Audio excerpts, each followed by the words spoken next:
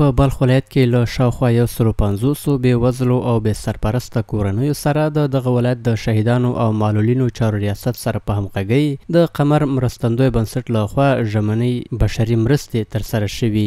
د بلخ ولایت د شهیدانو او معلولینو چارو رئیس وایي چې په دغه مرستو کې وړه غوړي مکروني بوره او وچ چای شامل دي.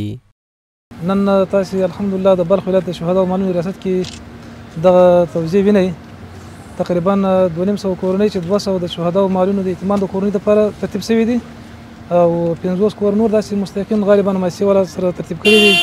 نو البته دغه توزیع چې نن کیږي دا د شهدا او معلولینو وزارت په همغږۍ د قمر خیریه بنسټ د طریقه څخه نو نن موږ دا توزیع ان شاء الله د مستحقینو ته ورته ترتیبوو او د شی ورته وصول کوو. په ورته وخت کې له دغو مرستو څخه یو شمېر برخمن شوي کسان د بلخ ولایت له رهبرۍ او د شهیدانو او معلولینو چارو ریاست له پاملرنې او ملاتړ څخه خوښي څرګندوي او زیاتوي چې د ژمي په دې سختو شرایطو کې دغه مرستې تر یوې اندازې اقتصادي ستونزې راکمولی شي.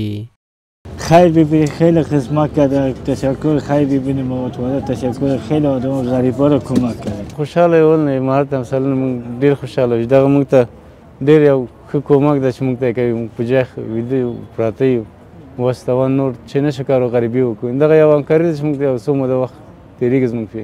حالا بسیار خوش هستیم از امارت اسلامی خود همینطور در مردم و در غریب بیچاره کمک میکنه. خداوند اونا کمک کنه الله. د یادونې وړ ده چې دا د بلخ ولایت د شهیدانو او معلولینو چارو ریاست له لوري د ژمنیو مرستو دریمه دوره ده چې له معلولینو او د شهیدانو له کورنیو او د غراض د ټولنې له بېوزلو خلکو سره ترسره کیږي.